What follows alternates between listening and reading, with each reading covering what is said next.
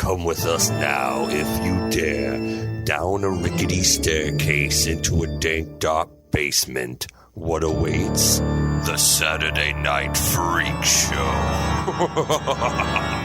Hey, thanks for listening to the Saturday Night Freak Show podcast, the movie review and talk show podcast that comes your way every Saturday, whether you're ready for it or not, or even if some of our members are ready for it or not. These are the Internet Radio Superstars. Michaela. Holly. And I'm Colin. And tonight we watched a movie that was chosen by... Holly. Yeah. What did we watch tonight? We finally watched The Devil's Advocate. Finally. Because Finally. off mic, I feel like we've mentioned on mic too, but like this has been on my list for forever. A long time. The only thing that's kept me away is the runtime. Is it a seminal movie? Is it a classic? It is a cult classic. I think Absolutely. it's a cult classic, yeah. And literally, like, right before we started watching, a friend of mine was like, hey, what are you watching tonight? And I messaged him back. I was like, Devil's Advocate. He's like, ooh, classic. I'm like, yeah, exactly. Yeah. Is it a legitimate classic? I mean, you know, like... I think it's a cult classic. I think cult classic. I think for people like us who love movies, I think it's a classic. Okay. Yeah. I really do. a From the satanic year. classic. Yeah. Yes, from the year. Oh, 1997. And directed by... Directed by Taylor Hackford. Who's done some of my favorite films. Yeah, Taylor Hackford. I really like Dolores Claiborne. I was going to say, Like, Dolores yeah. Claiborne is just, Mhm. And he did Ray. Oh, really? Yeah. Oh, okay. He did Ray. All right.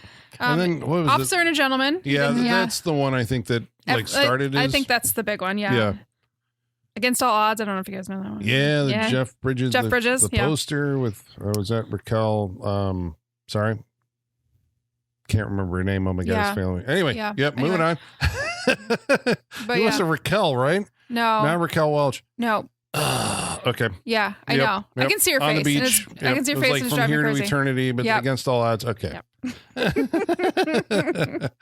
Anyway, but Taylor Hackford. Surprising. Oh, I didn't know he did Blood In, Blood Out. That did, is like yeah. my brother-in-law's favorite movie. So he does like a lot of like across genre. He's not really then a genre filmmaker. It's odd then to me that, you know, he falls into like, it's a horror movie. It is. Right? I don't think it really was intended to be, though. It was more like intended to be a drama. Legal thriller. It was definitely intended to be a legal thriller. That was very purposeful.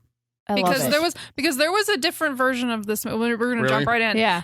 This movie tried to get made, and it was a very different script. The first draft was written by Jonathan Lampkin, who did Shooter and Lethal Weapon 4. Gotcha. Okay. Yeah. This is also based on a novel. It right? is. It is based on a novel by Andrew Niederman, and it's in 1990, so just a few years before this. And there's a lot of similarities to the novel, but there's some differences too. But it was intended to be a very different movie, directed by Joel Schumacher. Oh, God. With Brad Pitt in mind for the lead role.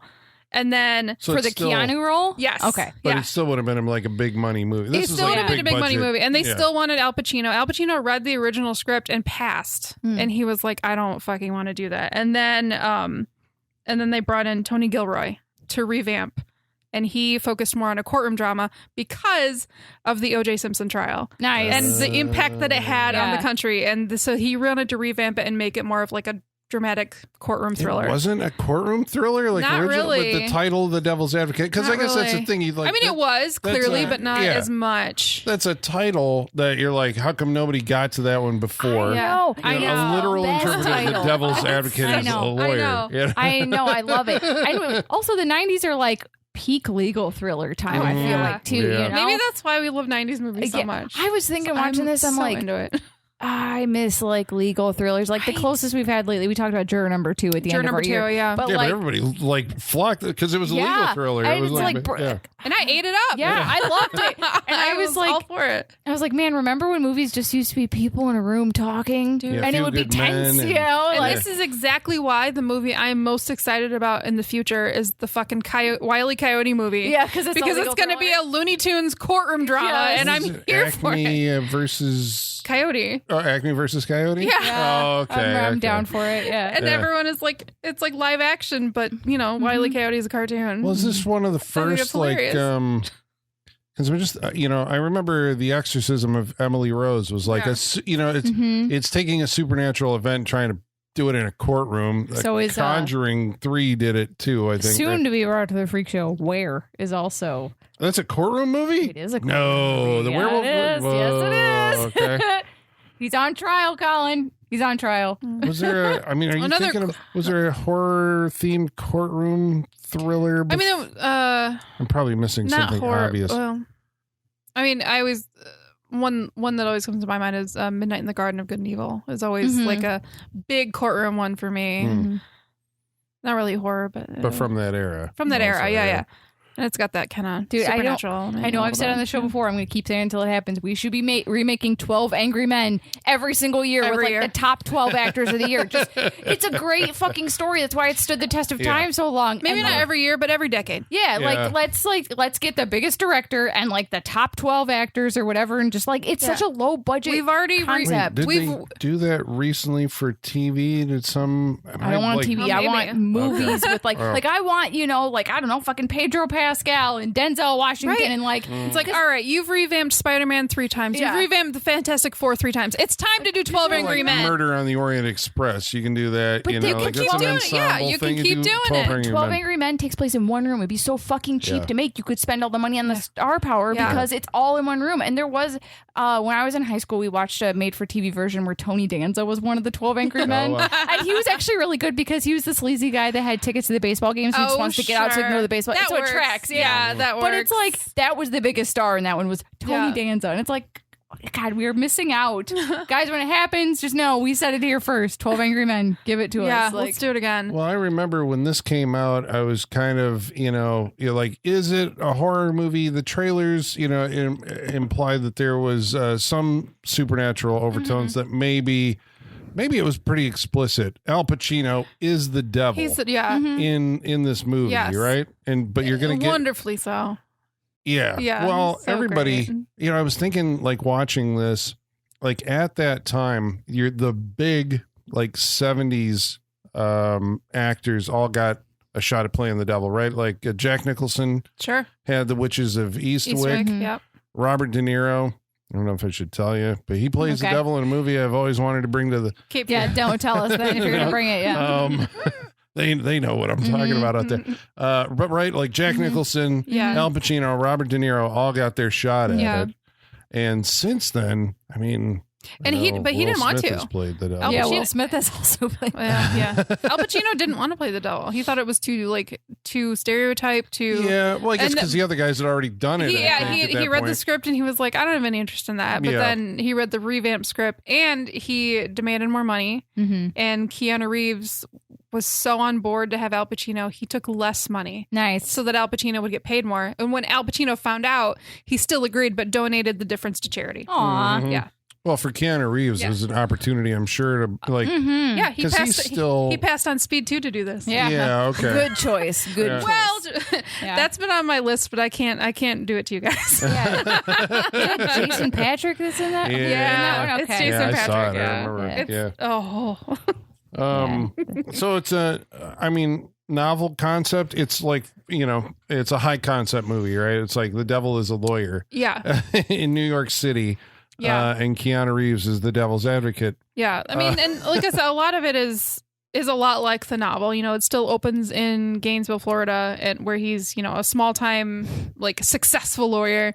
But like differences were like the opening trial in the movie, obviously it's a pedophile that he's defending. In the book, it was a lesbian couple. The trial was around them and they were like, no, that's homophobic. We're not doing that. Let's make it like something actually gross. Yeah. Well, I'm curious because the structure, right, is going to.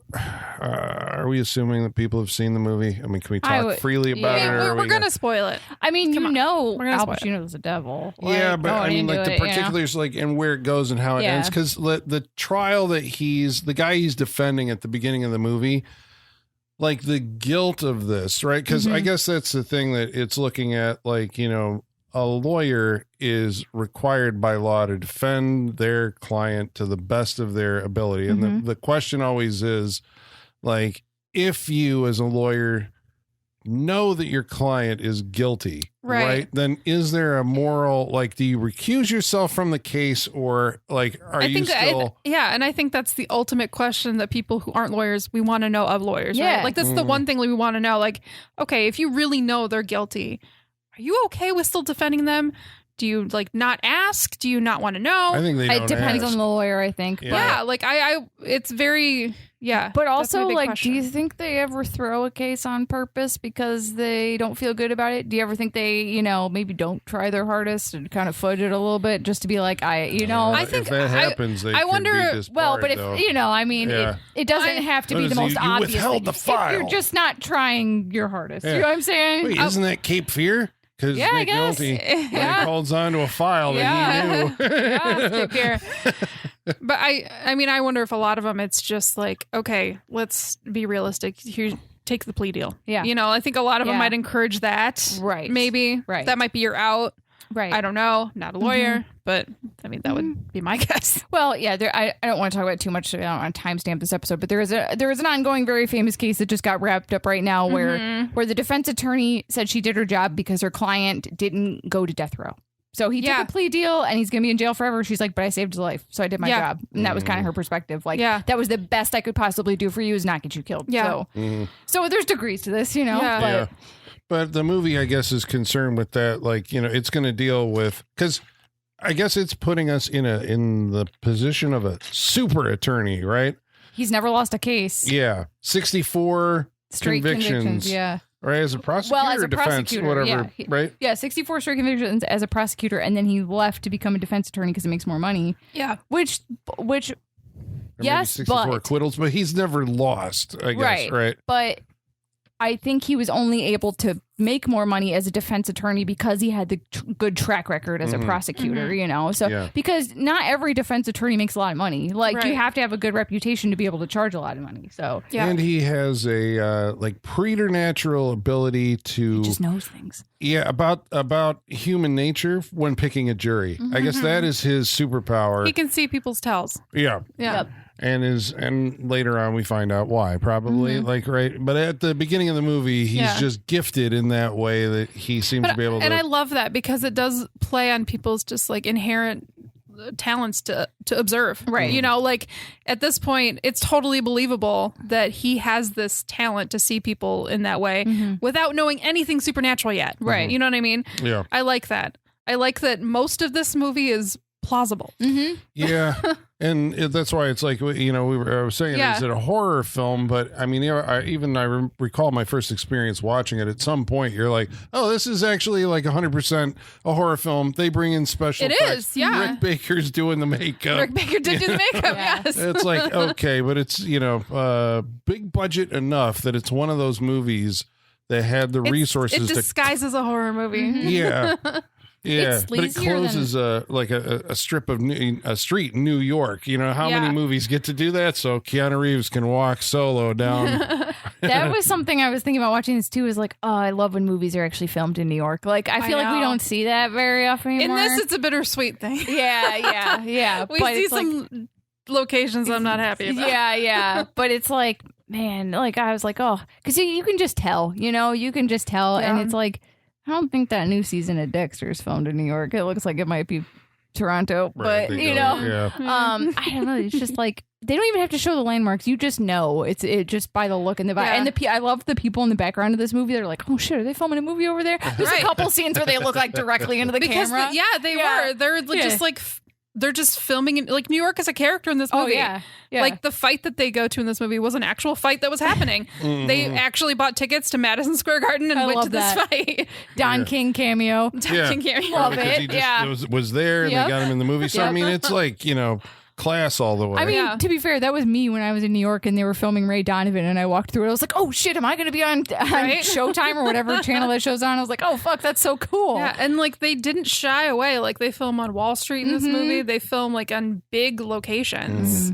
And they're just like, hey, we're just doing a movie. New York can happen around us. Right. Well, that means they have faith in that. You've got, Keanu Reeves, big star at the time, Al Pacino, megastar, it's like, okay, so this is, it's kind of funny to me, like what movies get greenlit with the idea that this will be a big hit. Yeah. You know, but I mean, we're talking about it years later. Yeah. Dude, a lot the of people have seen poster. it. The poster sells the movie. Like, I'm frustrated at how simple the poster is, but it works so well. Like, all you need is the title, The Devil's Advocate, Keanu standing behind Al Pacino. Everyone gets it. Like, it's got it. It's I can't believe how high concept that is, and that it delivers on that. It's like, my God, whoever came up with that, fucking genius. And we know from like the get-go, like, going into this movie that Al Pacino's the devil. Yeah. Like, that's not not the twist. Exactly. Right. That's not it. And I like that. Yeah. They reveal it. Well, I guess that's the thing.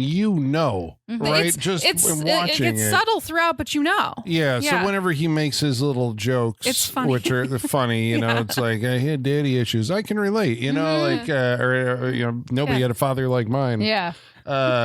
It's like you get it. It's like nobody looks at me like I'm the master of the world, but here I am on the streets of New York. When they're on the subway, he's like, "You think I haven't lost?" Yeah. It's like, oh God, it's so good. That's such a loaded line. I love it. I do always think it's funny every time that the devil's name is John Milton in this movie. Yeah. Didn't he write Paradise Lost? He's the author of Paradise Lost, right? Correct. Or Pilgrim's Progress. Was he Paradise Lost? It's just such a milquetoast name. Milton, yeah, I know. John Milton, like, well, Milton ends up like in every, like, wasn't that like in all your religious themed, like, big budget Hollywood? Yeah. Like there's somebody named Milton.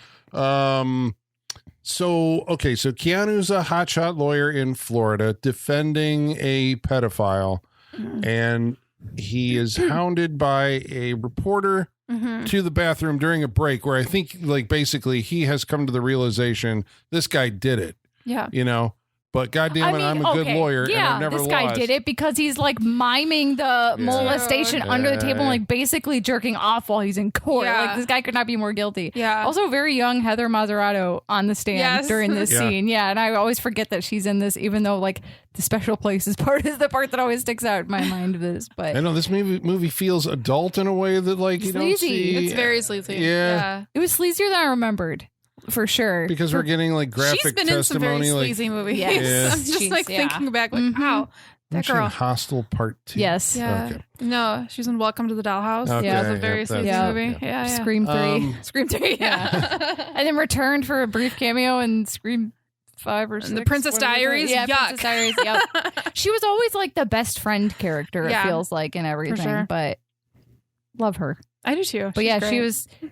she's got like, I was thinking about the logistics of this, watching this. I was like, oh boy, being a child actor and this is the role you get, you know? Yeah. And this is the only role, the only scene in the movie she's in is this disgusting, sleazy courtroom scene. Yeah. Yep. And something about like the Florida heat and everyone wearing like fucking linen makes it feel grosser. I don't know. Like, it's Florida's gross. Yeah, it's swampy, and it's just It like, is swampy. it's like the subject matter is gross. The air feels gross because we're in humid Florida. It's just, it really sets the scene for how sleazy this movie's gonna be, especially for how mainstream it is. I'm surprised how sleazy it is. Like, I don't know. I remember this movie showing on cable a lot. It must have been heavily edited. Oh, I'm sure. But I'm sure. Yeah. Well, because I guess you're dealing with the devil, so like, his like the sexuality, temptation, like becomes like a big focus of the movie. That's how he's going to seduce and lure this lawyer into his like law firm, right? Well, that's what we find out, I guess. But before we get there, so like in this courtroom, something happens that doesn't come back until the end of the movie. I mean, obviously this is the case that he's going to have guilt about. There's going to be updates given to us. It's like, because you got this guy off, some girl was found dead in his trunk later. Like, how do you feel about that? And I think at some point, like the big case that he's trying during the movie has, connections to this case. But there's a moment where he goes into the bathroom, hounded by the reporter, and the reporter is basically like, he's asking the moral question, like, are you gonna, give up on this case? And there's like this weird sound effect that happens that sounds like a roar or something slamming, but it's unnatural. You don't think anything of it really at the time. But later we discovered this is when the movie kind of breaks from reality into the whole thing is a like alternative dream, right? Which when you get there at the end of the movie and you're like, okay, did any of this actually happen? Do you feel cheated? I guess is the question, because it excuses everything. You want to get into that now? Yeah, I mean, and then we'll come back and fill in how we got there. But I think the first time I watched it, I felt cheated because it felt tacked on. It felt like the movie ended, and then we got another scene. Yeah. Like the climax had already happened. Why are we still hanging around? But I get you had to like wrap up the moral side of it. I guess I don't. It works, but it doesn't. I guess. That's how I feel about it. I'm not mad at it, but I'm not mad at it. I'm not mad at it because of the last shot. Yeah, exactly. You know what I mean? Like, if it had just been like, oh, it was all a dream, everything's happy, like, I would have been like, oh, you have no courage. Like, just go for it. Right. Just go for it. because the last shot implies that it was like shown to him, Yeah. right? But then there's a backup plan that the devil has. It's just like, okay, well, you exercise free will. We're gonna start over. Yeah, but we're gonna get you another way. We're gonna start over. I'll just access your vanity in a different way. Yeah. Vanity is kind of the theme of this movie, I guess, because like his vanity is why he can't let go. He's got to win the case. He's got to win because he's never lost. So he's just like, it becomes an obsession. And then at the end of the movie, Al Pacino's basically telling the audience, well, I can access your vanity through a different avenue now. It's like, you might have given up on this, but it's like you didn't take this route, but it's still there. Yeah, it's still ingrained in you. Yeah. Well, what is the route that the movie shows us for the, so what happens to him after? So he does come out of the bathroom and go into the courtroom, and even though he knows. Yeah, he berates this child and, points out all of these things that she did as a child would do who feels alone, who's been a victim. She's trying to get support in any way she knows how. She's a child, but he's accessing all of that, and he's, bringing that to light to make a case that she's an unreliable witness. Yeah. So with her credibility destroyed, there's reasonable doubt, and your suspected pedophile goes free. Yeah. And is it the press guy that says, how does it feel to squeeze Geddes through the crack of reasonable doubt? Yeah. And I loved that phrasing because great like line, when you think about like courtroom logistics, I think if you explain to a jury that reasonable doubt, all you have to do is be able to fit through the crack under the door or whatever. Yeah. It makes a huge difference when you frame it that way, But yeah, it was a great line. Well, because of this, he attracts the attention of a New York law firm that's headed up by John Milton, who we know in the movie will reveal to be the devil. Yeah. So there's like this whole. But I mean, the guy was down there scouting him before he even won. Yeah. Yeah. So Keanu is married. Charlize Theron. Yeah. Young. The lovely. I'm trying to think if that was the first time I'd seen her. I think this is the first time I had seen her. At least I recall. The first time I saw her was in That Thing You Do. Mighty Joe Young. Was that before this? I think that was right around this time, then wasn't I did it? see that. I think That Thing You Do was before this. Okay, I saw that That's too. the first time I saw her. Okay. I forgot she was in that. Yeah. She plays the girlfriend. Wow. She's been in so much. The drummer's man. girlfriend, yeah. Yeah. Wow. Okay. So she is the love of his life. They seem to have a very good and healthy relationship. They do. They seem lovely. But that's all going to go south when you move to New York. He is also, I think, like a key plot. This is the goofy plot component that I thought when it eventually pays off later, I'm like, okay, that is goofy. But then it's forgiven by the fact that the movie never really happened. His mom is a diehard fundamentalist. Correct. And that's the home that he was raised in. And so she's like, you're going to New York. She was a pastor's child. Yeah. She's very involved in her church, goes to church every Sunday. He goes to church with her in the beginning of the movie. And she's telling him that New York is an evil, awful place full of vipers and you should not go there. She's not wrong. Yeah. Right. Yeah, I know. Yeah. I am not a New fan. York, but I get it. Yeah. New York's not for me. So despite his mom's protests, he heads off to New York where this law firm tempts him with, I mean, it's just, I guess, you go like, who wouldn't fall prey to this? Right. You know, what do they offer him? Everything. I mean, he's going to be apartment. Yeah, penthouse apartment, money and status, and to be part of this law firm that's like the biggest law firm in New York. But their first red flag should have been you have to live in this apartment building with everyone else that works at the firm. So it's like I thought that was weird. Was it have to, or this was like an exclusive thing? We own it. There's only so many apartments, and we're actually given one. Yeah, to you.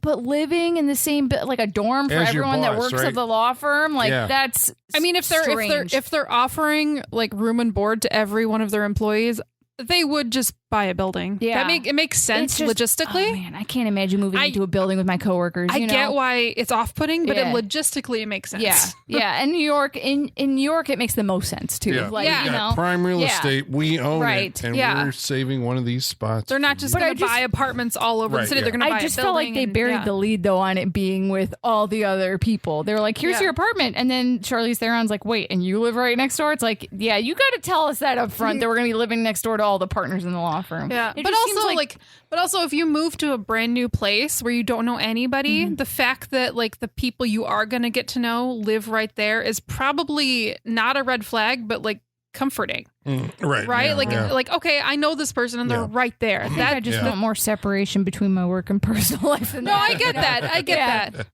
I'm these playing folks- devil's advocate Yeah, there here. you go. And to be fair, these folks aren't going to be home very much anyway. Yeah. You know, what I mean, Yeah. it's kind of how they're playing it. I think a reality is posed and begins to set in for Charlize Theron that, you know, because she hears from, I think, the other guy's wife. Yeah. It's like, when I want to see my husband, I make Make an an appointment. You know? And then she laughs and she's like, "Oh wait, are you serious?" And she's like, "Yeah." Yeah. And then they, make a big deal about like, well, how do you sustain a relationship that way? She was like, "Are you kidding? Look at my house. Like, I get to spend his money."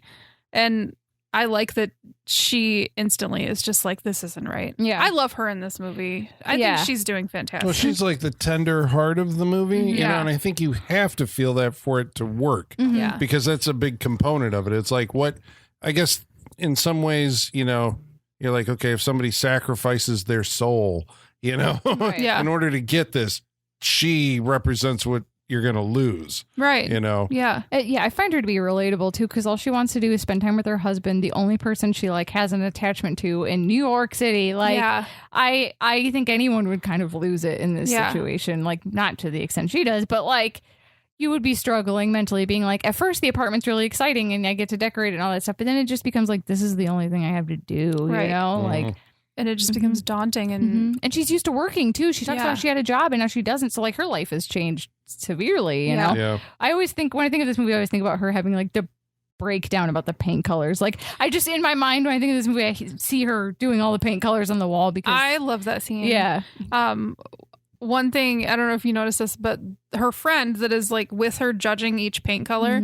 So every time she says no to a paint color, she's wearing something that is that color, Yeah. which I love. I know, but I like the writing on those scenes Yeah. because there's that, and there's the scene about her hair with Yeah. John Milton later, where it's just like the other folks, like she's in a position where like, okay, she's new to this, right? Yeah. They have lived here for a while and they have this status Yeah. and class that she's now being thrust into. How do you compete with and join into it? And they're just like helpfully needling her Yeah. on They're all breaking of her down. Yeah. Yeah. But it comes across like, I mean, that's what's happening, Yeah. right? Yeah. When you're watching it, you're Yeah. like, oh, these people are evil. Yes. 100%. And the big one, I mean, believable, he convinces her to cut her hair, which I think is a big traumatic kind of big change, Yeah. and then she just kind of loses it. That's after, the moment yeah. she lost herself entirely when she Yeah. cut her hair. Yeah.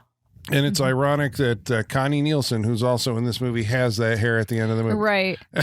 Purposeful. Yeah. Very purposeful. Yeah. Yeah. It was I guess she has it the whole way through, but she's got it. no, up like and- they do that on purpose. Yeah. They have her hair like all like coiffed up so you can't tell like what her hair type is, and then after she changes her hair, they have her hair down in loose curls. Connie Nielsen To emulate what like the woman that he actually loves. Yeah, You know? yeah. So now the woman that he married doesn't look like herself, but the woman who's trying to get his attention looks like her. Yeah, it was very That's pretty smart. strategic. Yeah. Also, Also, Connie Nielsen, this was her first movie. was Really? it?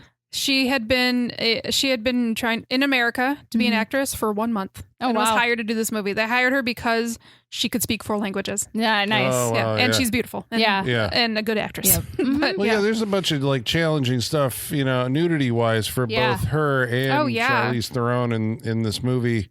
I couldn't tell, was the sex scene with Keanu and Charlize actually like pretty, I don't want to say graphic, it's too strong a word, pretty intense, or is it just we're not used to seeing stuff You're like not this? used to seeing That's it. what I thought. I was like, I feel like in 97 no one would have talked about I this know. sex scene, No, they but didn't. now like yeah, now could you imagine had the internet exploding if we had a scene like this with 2 like really famous people like Yeah. this Yeah. three, Yeah. Well, 3. It's yes, technically a 3, yes. threesome. That's in a way. true, Like yeah. he imagines one woman Yeah. But at the in time, place of the other. Keanu Reeves was the only famous one. Yeah. The other two, Yeah, I guess the other that's 2 true. weren't known. Yeah, that's true. Oh, that's true. Yeah, they weren't known. that's And true. Charlize Theron, she had her reservations about doing this part because of the nudity. She didn't want to do it. She had just turned down Showgirls because she didn't want to do nudity. How different of a movie that I would know. have been, yeah. But then she read the script and I think she talked to her mom and her mom and her mom had a really great. It's quote. not I really don't remember what it was, exploitative in this for her. I don't feel like it is. Yeah, you know? the advice she gave her was basically that, like, Yeah. you're give the role that you believe in your all, Right. You know, Well, it has like, I guess, Showgirls, is going to be exploitive, right? That's the point of it. So I Yes. get like if you sign up for Showgirls, you know what you're getting Yeah. into. But I think that Exposure, was like her mindset. Yeah. She was like, I just turned that down for that very reason. Now I'm going to do a movie Yeah. with nudity. It makes no sense. But so she was But it trying to makes like sense talk about- herself out of it. But the plot, like the story of this, like it all kind of makes it's sense because totally different. Yeah. yeah, there is that Context is very different. Yeah, yeah. Very different directors too, you know. Yeah. Mm-hmm.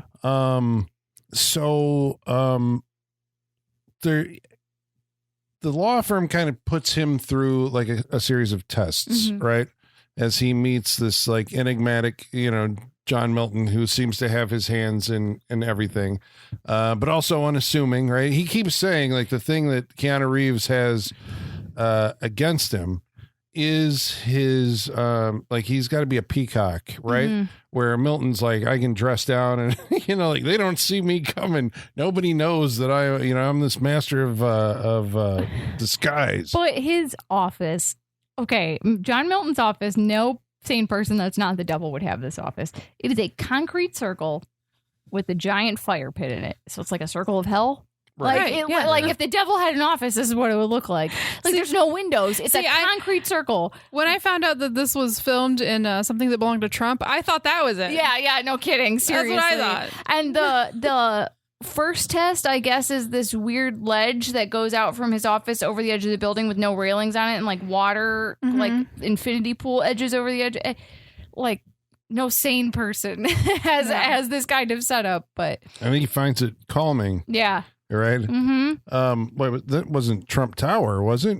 That it was shot at? Yeah. I know the whole thing. No. No, just in Cullen's, gold room. Cullen's Oh, house. right. Yeah. He's in the gilded. Yes. yeah. The gilded living room. Yes. Well, he's basically, okay, I guess we'll get to him. But for him, right, there's Keanu's assigned a case. Mm-hmm.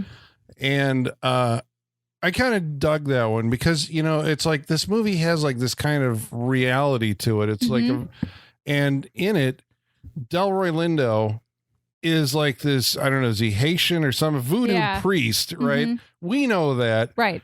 And he's been arrested for killing a goat in like a sacrificial kind of thing. And so it's like, okay, we need to represent him because he's our client and get him off for killing but it's a very satanic thing. Of course he knows the devil, Right. Everybody knows the devil. Senators know the devil. Right. Like Don King knows the devil. Well, and they're trying to get him on a health code violation. And Keanu's like, this is like very low stakes. There's video evidence. Like, this is a test. But I do love like, see, this is why lawyer stuff is so fascinating, is the spin they put on it to win the argument is, well, you're allowed to practice your religion. You're allowed to practice circumcision and I can't remember what it's called when they turn water into wine that has a name.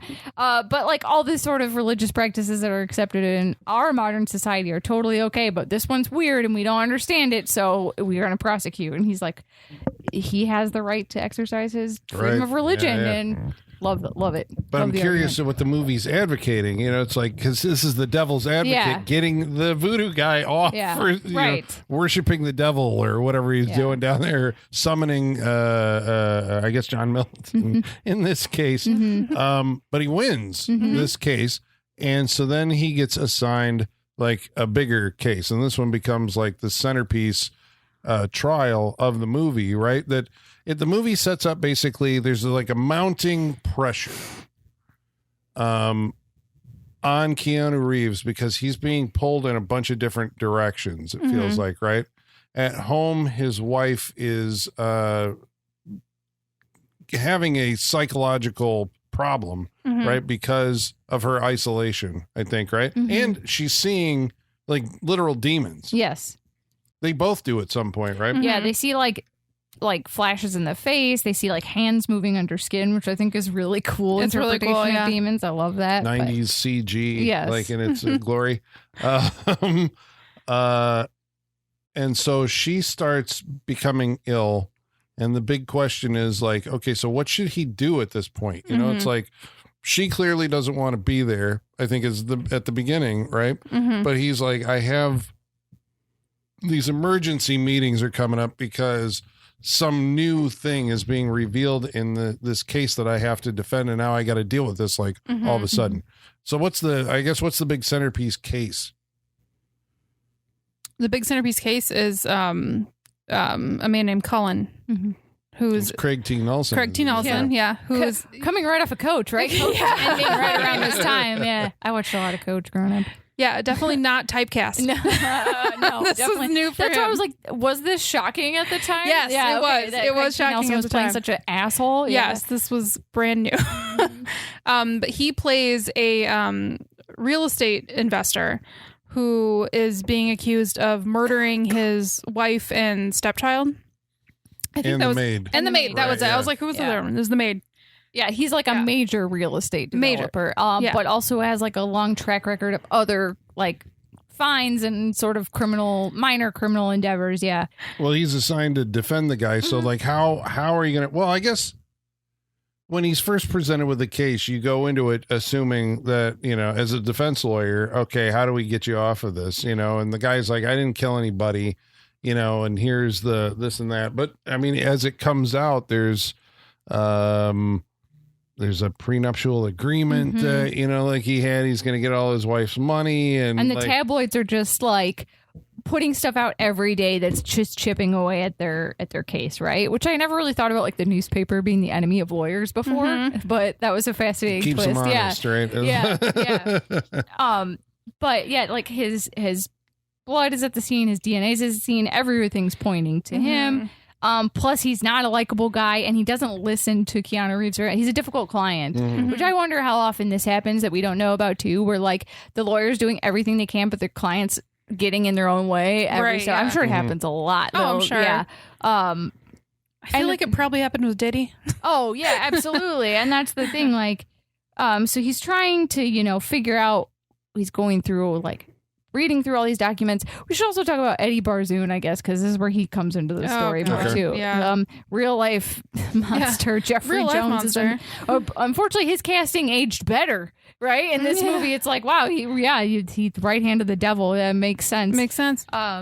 Unfortunately, he's in this movie too much, but I love the name Eddie Barzoon though, and I love that they say the first and last name every time. It's a great name. Yeah. He's the guy who he's like the director of the like he manages the firm, right? Yep, but still hasn't made partner and is pissed about it. Yeah. And he.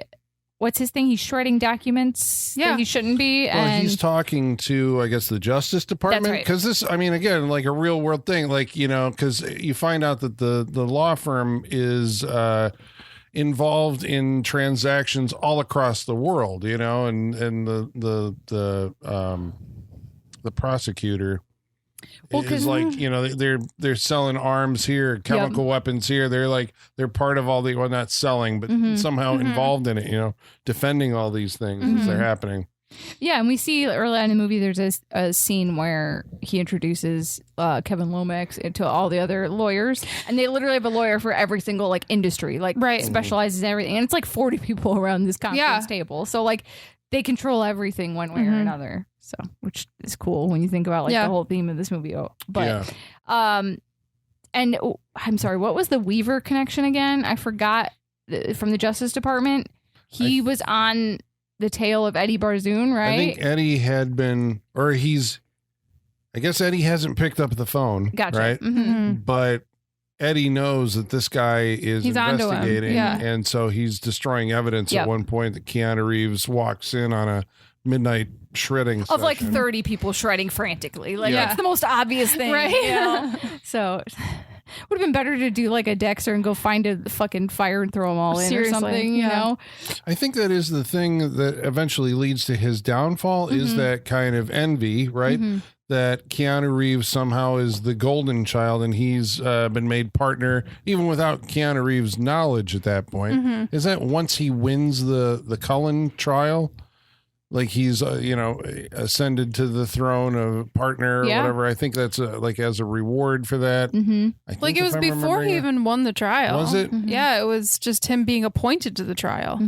And so Eddie is like, you know, I can see you're coming from my job, or Milton wants to, you know, undercut me. So next time Weaver calls from the Justice Department, I might answer. And then what happens to him? He gets beat to death by sticks, by homeless people with sticks in a park when he's jogging. I'm sorry, Jeffrey Jones has never jogged a day in his life. And I like that a character points that out. Yes. But no, I like the scene that he's like hallucinating being followed. Yeah. Because there's like these joggers that aren't there, but are there. Right. Because they're, you know, demons. Right. Which, by the way, represent the 4 horsemen of the apocalypse. Love it. Yeah. There's Love 4 it. of them. Yep. There's three joggers, and each one is a color, and each one represents the 4 horsemen. Because then the last one is green, who finally kills him. Nice. Yeah. There's like red, white, green, or red, white, black, and green. Yeah. 4 horsemen.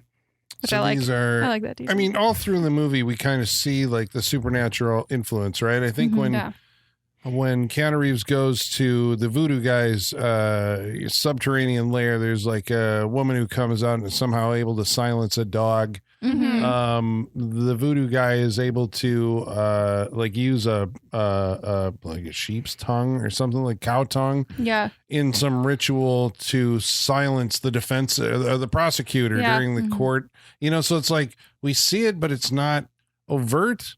Is it overt? It's overt when you start seeing, like, you know, phantom, you know, demon runners, joggers. And I guess you know, you could take Charlize Theron seeing demons as like a mental illness. Right.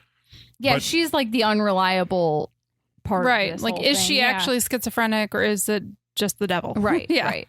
Yeah, because she goes downhill pretty quick. Yes. It feels like. And you know, and Keanu Reeves is given, I think even Milton, and this is kind of why I like the characterization of the devil. Like, he is constantly, I guess it sets up early that everything is a test and we're always negotiating. So this is a character who often says something opposite of what he really wants, and we recognize that, oh, he's playing him. Oh, he's playing, you know. It's like, well, your wife is sick. You know, you can take off of this case. Like, no one's going to judge you, you know. Free will. But vanity, damn it, he's got to win. So he's like, he's got to keep going. No, I love this portrayal that the devil isn't actually like doing much. No. Like he's literally just like putting a little bit out there, and everyone else does the rest, because everyone just has that inherent like sin in them, and he doesn't need to do Humanity anything. is- Yeah, humanity is just sin, and everyone does their own thing. I love it, but also like, damn, you don't need like I am aware that I am this delicate as a human being. You don't need to call it out so blatantly. Like, I understand that I just need a gentle push one direction or another. You know, I don't know. I find it oddly comforting. yeah. Like it's in all of us. I do like It the is what it idea that is. he's not like a full-on puppet master, though. I think that's Yeah. interesting. That he's like, I don't even have to do that. I can be lazy as fuck about this Yeah. and still be in control. Like that's awesome. He's just like one little breadcrumb. Yep. You do the rest. Mm-hmm. I Well, love this is it. why I guess the movie probably like resonates and people remember it so much is because of his like this speech Yeah. that he gives at the end of the movie where all this is coming from. I mean, it's a great performance. I thought it was extremely well written, you know, because you remember stuff about it and you're like, oh, you know, it has the ring of truth to it. Yeah. But he's making a case for how, you know, the 20th century is basically his entire creation because if he can stoke the human ego to the point that everybody thinks that they're the center of the universe, which I mean, I guess. Which when he said that, I was like, "Oh boy, you haven't even seen the 21st yet." I was like, "I think you're owning this one too, I bud." was like, can we make this like mandatory viewing for the entire world? Yeah, seriously. Can we do that? I know. What would you get out of it? I mean, is it, you know, because then we're all kind of culpable in this, you know, thing that can be so easily manipulated, you know, by anything that caters to our ego. It's like, Right. Yeah. And I guess it can. This is how the AI is eventually going to take over, right? They're going to Make sure they never watch Devil's Advocate. The AI can never it watch already Devil's knows Advocate. everything about it. But he basically says, yeah, that he's you know not a puppet master. He can't control you. He can't tell you what to do. He can just suggest, and your ego will do the rest for him. That lady. So does that mean that lady that gave him the blowjob at the table? He just like whispered in her ear, like, "Hey, You know, it'd be a good yeah, idea. Yeah, and then she's Yeah. like, "Okay." Yeah. yes. Yeah. Because he knows people. I feel like that scene doesn't get talked about. Well, enough that's what with this movie. I know. Well, because They're at a table with like 15 people. Yeah. well, because I mean, he talks about that when they're on the subway, and he was like, you know, I just fucked this woman, and she turns around and looks at me, and like, what just happened? Like, how am I here? Mm-hmm. It doesn't Been have to do much. I Suggestion. He's We like all a have master. regrets. Yes. Yeah, and I can't blame it on the devil. That was all me. know. Yeah, we all have regrets. Ugh. It would have been a relief if I found out Dark that person times. was the devil. Been like, Oh, okay. thank God. Yeah, like I'm not completely culpable here. You know, yeah. It's like I was under a spell. At least I could say that. Yeah, but he's saying devil's you're magic. not under a spell. You decided to do that yourself because But he still suggested it, you know. Whereas I did this all on my own free will, unfortunately. he made you a know? good suggestion. Yeah. So with Charlize's deteriorating. Yeah, she, like you said, she falls quickly. Yeah. And eventually, she finds her. She goes crazy and winds up in a church, like naked and just beaten and bruised. So that's yeah, but like how?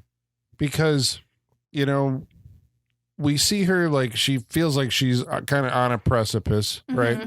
I don't think mom had come back to town yet. Keanu's mom hadn't I mean, come back. she came back She before came the first church. time, Yeah, the first did. visit. it was yeah. before she like changed her hair. And, Yeah. It was like right after they moved there. And when she comes to visit, there's a very like tense interaction in the elevator where she's trying not to talk to Al Pacino, Yeah. and it's like something's up here. Yep, we flag that one for later. Yes. yeah, Right. So that that will come back. But Yeah. I think I like I read about Charlize Theron was she was uneasy about filming that scene in a church. She's like, yeah, I bet. Yeah. she's like, I'm naked and, you know, Yeah. talking about these things and I'm like bruised and beaten. And she talked to the priest that is in charge, like the head priest of the church. And she was like, I'm sorry. I just feel like this is disrespectful. Like, are you okay with this? He was like, honestly, I think it's really nice to know that someone who's going through this would wind up at a church. Aw. And I'm like, oh Yeah. my God. Yeah, that's sweet. That's yeah. so sweet. I mean, you can rationalize anything. yeah. You know. So we talked off mic, but that was the same church from End of Days, right? I think so. And I'm wondering if it's so. Sabrina Carpenter did a music video in a church in New York, and I'm wondering if it's that one. And it was controversial because she was kind of like slutting it up in the church.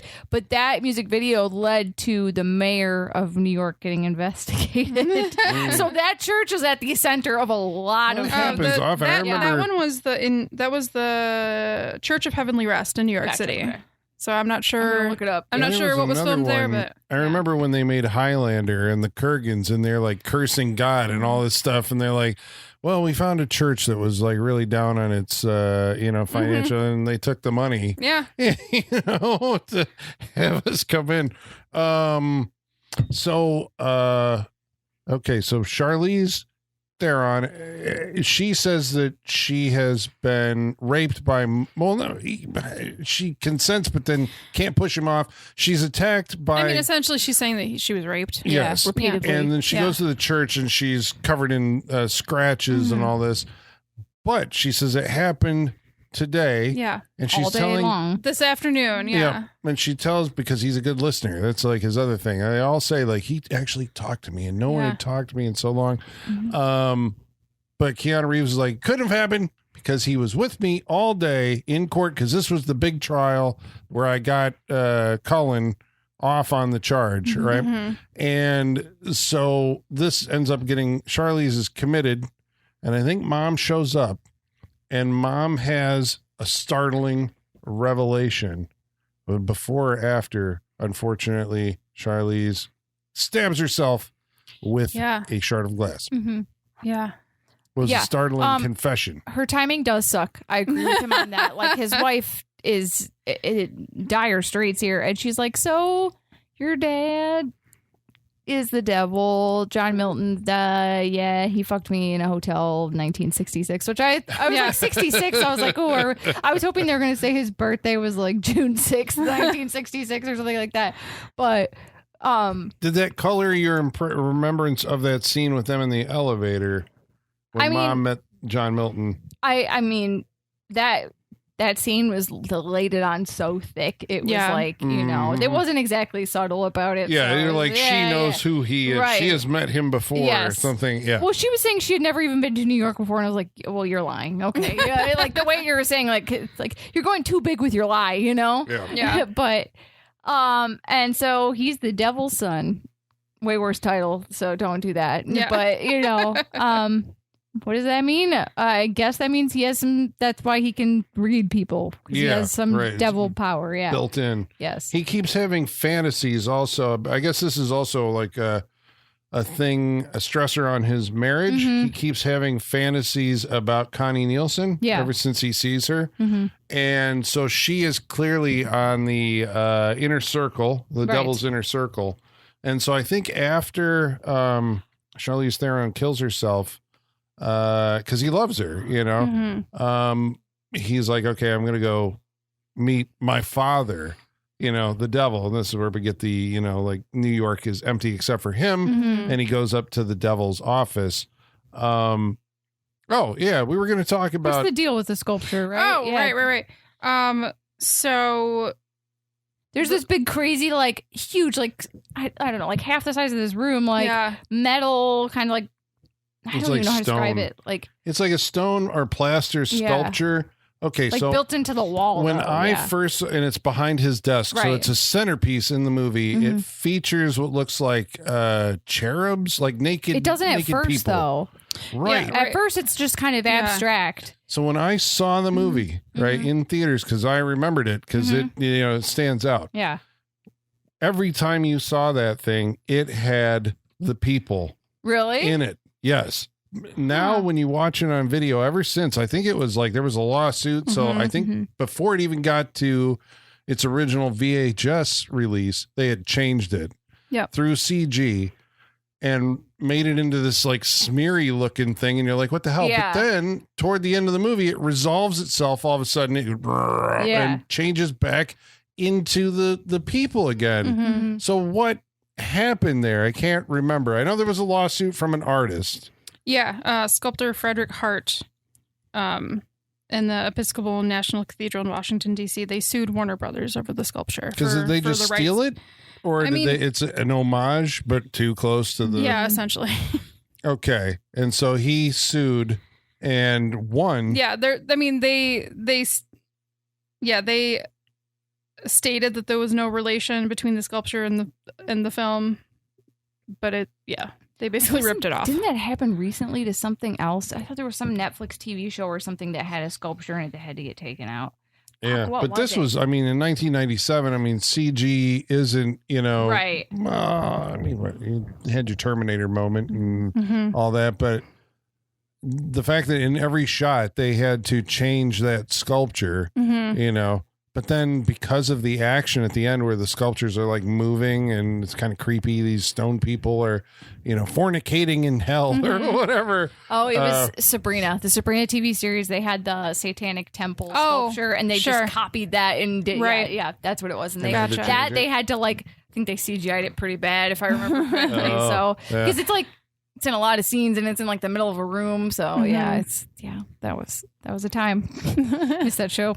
So the climax of the movie is going to basically put our, is he going to save his moral soul, right? Like he has to go head to head with the devil. The devil is making these arguments.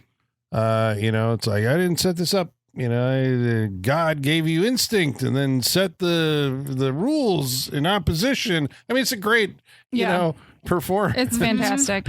And he's so over the top. I'm a fan of man. Yeah. I've nurtured him. I've befriended him. And, Well, yeah, I mean, love this. It's funny because Chilling Adventures of Sabrina has a scene like that too, where they're like, okay, because in that show, they're all Satanists, but she says something like, in the Bible, it says that the snake tempted Adam and Eve and led to their downfall. But in our Bible, it says the snake freed them from oppression. And I was like, I just love it. It's the lawyering of it. We're going to put a different perspective on the same story. Yeah. And that's what he does. He's like, he tells you can look what you can't touch. You can, all this stuff. And I was like, taste, but don't swallow or whatever. So how do you beat the devil? Keanu Reeves is going to come up with a plan. Right. Basically at this point, face to face, the devil has given his speech, great speech. And he says, my whole plan was I've always been watching you. I've been waiting for my moment because I have many children, but the two that have done me the most proud is you and your sister, who Connie Nielsen it turns out it was his sister, his half sister. Yep. And what's more satanic than incest? Right, there you go. What else would make... It seems like they have a sexual relationship, too. Seems like. Yeah. Oh, for sure, it's definitely creepy, especially in the elevator. Yeah. That was weird. You want to come up? Yeah, that was weird. Sure. But his smile, God, I love it. Yeah. He's so great. But because Keanu Reeves is like, okay, well, what are you offering me? And he, I'm offering you everything. You get to be on the throne over the world. And he's like, but what's the catch? Like, what do you want from me? And he says, well, I need more family. It's time to bring a baby into the world, or whatever. And he wants him to fuck his sister and create the Antichrist. Yeah. But also, I love that he's keeping tabs on the students in law school. And he says that there's more students in law school than there's like lawyers in the whole world right now. Yeah. So his plan is to just recruit all the new law students to build the biggest devil law firm. Right, I love this. Yeah, I love that he's still going to work every day as the devil. Yeah, right? The new priesthood. That's what people have faith in. Yeah. He's like, we have control over everything. Yeah. It makes sense. Basically he needs to fuck his sister to create the Antichrist. And at first, Keanu Reeves is going for it. He's making out with Connie Nielsen, and then he's like, this is me exercising my free will, and decides that the only way to beat the devil is to not create the Antichrist, but to kill himself. I do like that during this whole back and forth discussion between them, once it's like he fully realizes who Al Pacino is, like the lighting is like he's lit from underneath with like orange, so it looks like he's like surrounded by flames almost. And like Al Pacino's like face lit from that direction just looks so much more satanic. It really does. Yeah. All the shadows. It's great. The devil doesn't like this, that his son kills himself. Well, yeah. Because it destroys his entire plan. Yeah. And he bursts into flames and then rips off his skin. And I think we see like underneath, we see young Al Pacino, the young devil. We see Lucifer, I guess, right? And he looks like Keanu Reeves. So it's like, okay, the apple didn't fall far from the tree. Yeah. And then this is when it is revealed that, this whole interlude, the whole movie was basically a crisis of conscience that Keanu Reeves was having in that bathroom in Florida, right? Defending He's this still pedophile. at the sink after he splashed the cold water on his face. Yeah. Oh, 2.5 hours later. Right. It's Scrooge waking up on Christmas morning. Yeah. It's yeah. The other tie-in, right, was the other to the pedophile case. We find out that once he's off, Craig T. Nelson, the developer, he hasn't been able to see his stepdaughter, right, through all the court process, and now he can. And Keanu witnesses familiar, he's like touching her back or whatever. It's like, okay, this guy is clearly even more dirty than I thought. Yeah. And I think that comes back because the Justice Department guy is also like, the guy that you got off. Yeah. And, ended up killing this victim of his. Yeah. Like, and that's a reality. Oh, yeah. That has happened. Oh, yeah. And probably does happen more often than we wish, that a DA gets someone off and they reoffend. So we're back in the courtroom at the beginning of the movie, right? And Keanu Reeves goes in there. His wife is alive. He loves her, and he's going to do the right thing. And so he stands up and says, "I can no longer defend Mr. whatever his name is." Yeah. Yeah. Which is like, he says, yeah. So, I mean, that's basically saying that he doesn't believe that the guy is innocent, and this is probably going to get him disbarred, right? Right.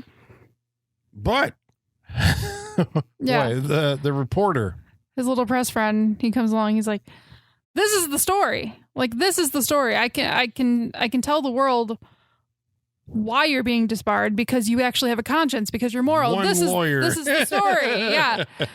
Yeah, I'm gonna get you on 60 Minutes. It's like, come on. And initially, he's like, no. And like the audience is thinking, oh, he's learned his lesson. Don't give in to vanity and that kind of thing. And then as he's walking down the stairs, he turns around, and says, "Call me tomorrow." Yep. And we're like, no. And then it's revealed that the court reporter. Yeah. It's Al Pacino. Love it. And then like flames come over his face and then credits. And he's just like looking directly into the camera. And just smiling and laughing. Yeah. Vanity is my favorite. Vanity is my favorite sin. So it's like... it's got to be the easiest entry point, right? Sin-wise, vanity. It's got to be. Yeah. It's got to be. Yeah. You'll do anything if you feel important. Right, exactly. Watch when you feel that you may be being manipulated. So that's and then Paint It Black by the Rolling Stones. Paint It Black. It's a great way to end it. I love it. Not Sympathy for the Devil. Which, too obvious. All right, so that's The Devil's Advocate. Now we're going to go around the table and tell you what we thought of it and whether we recommend that you watch it. But first, we're going to answer some of your mail. And in order to do that, we're going to have to summon our mailman, Igor. Bring us the mail. Masters, the mail. I've got the mail. So many letters. Our followers are rising. Why, thank you, Igor. I think Colin has the power to like give Igor suggestion, and then Igor has free will. Ish. No, he doesn't. Colin, we tell him that. Yeah, don't let him know that. Yeah. Sorry, he's out of the room. Don't let him know that. Crawled back. But Colin can just kind of like whisper suggestions to him, and then he's like, "Oh yeah, it's a good idea."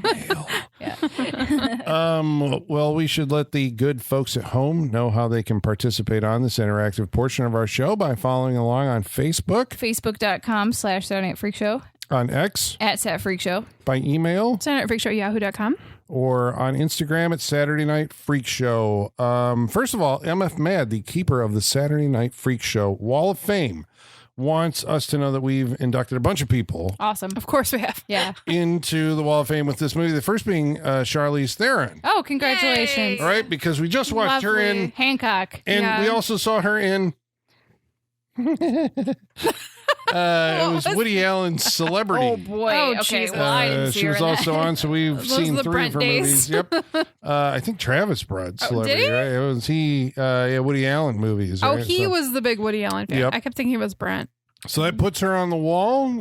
Congratulations. Yes. Certificates Not in the the mail. assortment I would have expected, but An actor by the name, so this is the hallway, right? Vito Reginis. You would recognize him from this movie as Mitch Weaver from the Justice Gotcha, Department. okay. You know what else we saw him in? He's always like an agent. He was an agent in Cliffhanger okay. Gotcha. and also in Broken Arrow. Oh, I'm not awesome. sure if he Okay. was an agent in Broken Arrow, but Wow, he Broken really Arrow. does. He found a little niche for himself, Yeah. didn't he? Good for He's him. like, oh, the guy from, I Yeah, see him in yeah. those movies. John Rothman, who you would recognize as, he was the district attorney in this movie, and I think had one scene, Gotcha. but he was also the library administrator in Ghostbusters, Okay. who lets the Ghostbusters in the library, right? You're like, oh, yeah, that Yeah. guy. And he was in Copycat Gotcha. with the Sigourney Weaver that we Oh, watched. yeah. God, that was a good one. And Travis Legler will get a big kick out of this one. Laura Harrington, who in this movie played, so she was the mistress in this movie, The Alibi. Okay. She was also in the Deathless classic, Maximum Overdrive. Gotcha. You remember her? Nope. Okay. Nope. What? She's the main girl in Maximum Oh, was Overdrive? she? Okay. She's the one who I think utters the immortal line, all the machines gotcha. on this Yep. planet were fine until Been a bit they since went I've into seen it. Maximum Overdrive. I'm gonna admit that I've seen that movie maybe like one time. Mm-hmm. She was also in The Adventures of Buckaroo Banzai, Across the Eighth Dimension. Oh, and boy. yes, you have to That was say a the really full boring movie. title. Mike Miller writes in about The Devil's Advocate and says, yes, about us. Yeah. Choose it. Oh, this is such a lovely piece of batshit cinema, mostly thanks to Pacino. Keanu is in a near constant state of what? Yeah. And the audience is with him. As much as I enjoy this movie, it always feels a bit long, but it's a fun ride just for Pacino turning it up to 19 by the end. Seriously. And it's long, but I'm never bored with it. So Yeah. I'm okay with it. Travis Legler says this is a fun movie. It was also my first Al Pacino movie. It's a good one. Wow. He says, I was in the 7th grade when this came out, so I saw it way too young. The movie has some messed up moments, can be a little awkward seeing Jeffrey Jones, given his past, but Yeah. his character doesn't make it through the film. So that's a plus. Great choice, you guys. Yeah. Yeah, he's working for the devil in real life too, so it's good casting. Did he die? Can't remember. No, he's still with prison? us. He is not. Oh, I don't know. I think last I had heard he is non-compliant with registering, so he might Really? be back in prison. Oh, Yeah. wow. Yeah. Simon Carter says, I really like Pacino's performance in this movie. I think his level is a great fit for the part he plays. Yeah.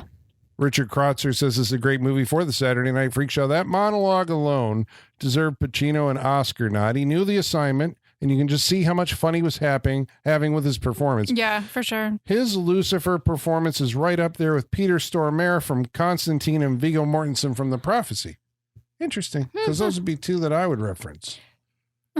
Right? It's like Yeah. great Satan performance. When I worked at Barnes and Noble, there was a DVD 2-pack I would always shelve that was The Devil's Advocate and The Prophecy. Yeah. They came together always. Oh. That's solid. Yeah.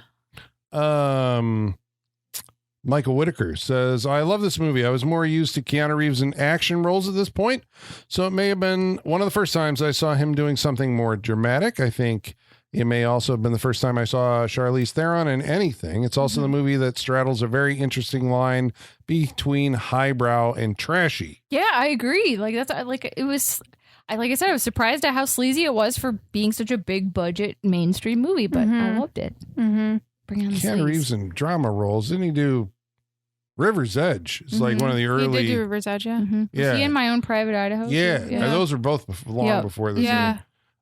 Mark Daniels 2000 says, I always felt that Al Pacino's over-the-top acting worked in this movie because he was playing the devil, and the weak point was Keanu Reeves acting because it was so emotionless. Also, doesn't Charlize Theron look a bit like Ashley Judd I can in this see it. movie? Mm-hmm. Yeah, a little bit. The styling for sure. Yeah, I can see Keanu it. Reeves is emotionless? He always has been, in In my this, opinion. he breaks down crying when she dies. I think this and is one of his better. Yeah, I was like, I think he does pretty good at Yeah. this, to be honest. Yeah. Yeah. just shouting his and better ones. screaming and emoting like a motherfucker. Sure, All right. sure. Well, thank you all for writing in. We really appreciate it. Now we're going to go around the table. Colin. Oh, holy crap. What did you think? Will you be advocating for the devil? Yes. Yes. Okay. I've loved it. I've always thought it was a classic. I was watching it tonight. I'm like, this would be like, to me, it's like a pairing with Rosemary's Baby, you know, I guess because you're talking about like, you know, New York set devil movies.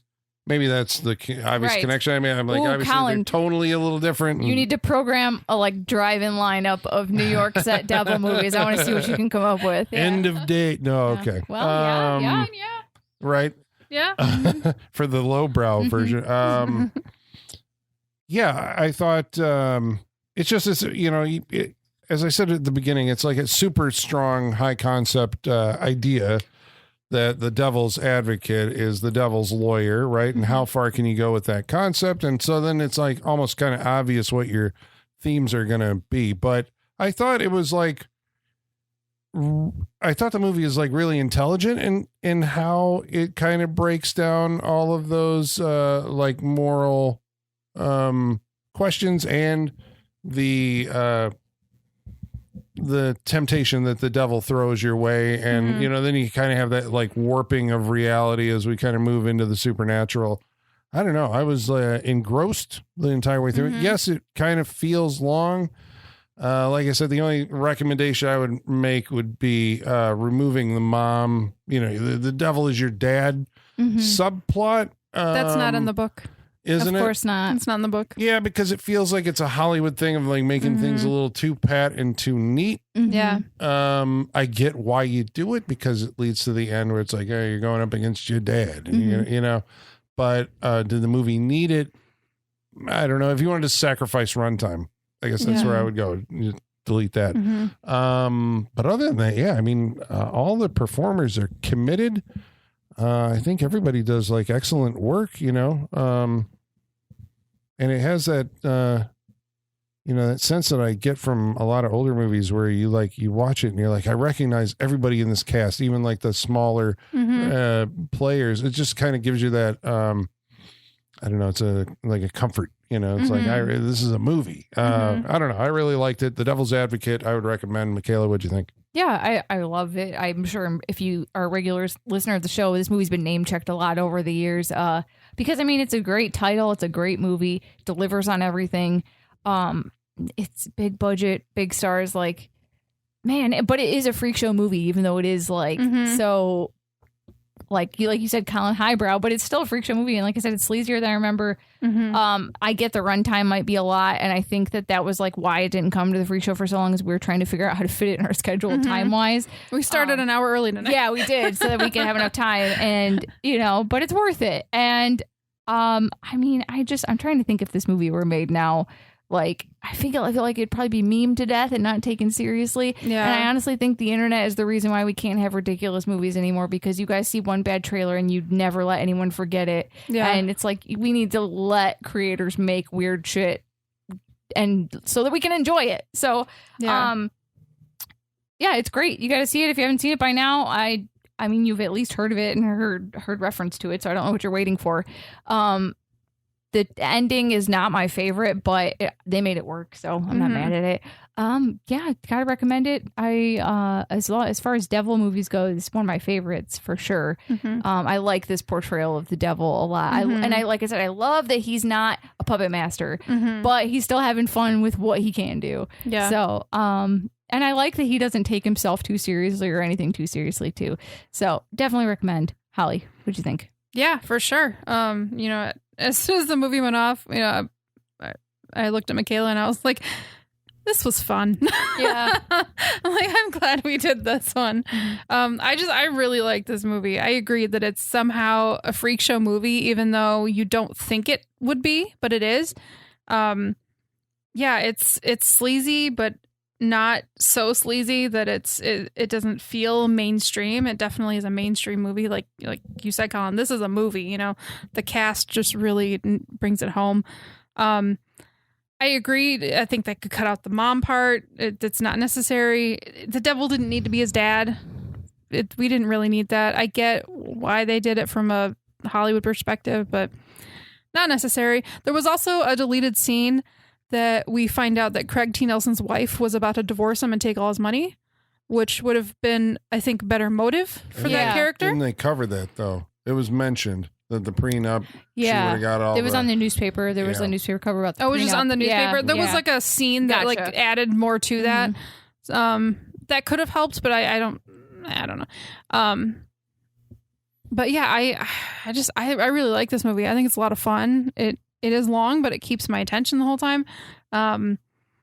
Yeah, it's fun. Like the effects are nothing to write home about. I know that that's the part that really makes it a horror movie, but it doesn't really matter to me. Like everything else just does so well that it's fine that they're not great, that they're, very much 90s effects. I'm okay with it. It doesn't take away from the movie for me.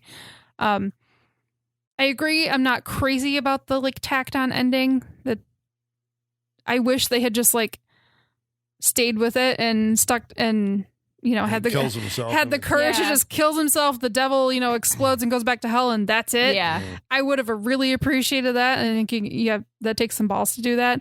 But I'm not like offended at the ending. Just the fact that they like basically freeze frame on Al Pacino like smiling as the devil, and they cut to paint it black. I'm like, okay, you got me. I'm good. Yeah, that's a fun movie. I recommend it. I think the good thing about this movie is that it can be appealing to like all audiences. I think people who don't normally like horror movie would like this. So yeah, I'm gonna recommend it. I'm glad we finally brought it. Good stuff. Devil's Advocate. All right, that means it's Freak Show approved, and you're contractually obligated by listening to this episode to watch it. Next week, we're going to watch a movie that's chosen by Michaela. What are we watching next week?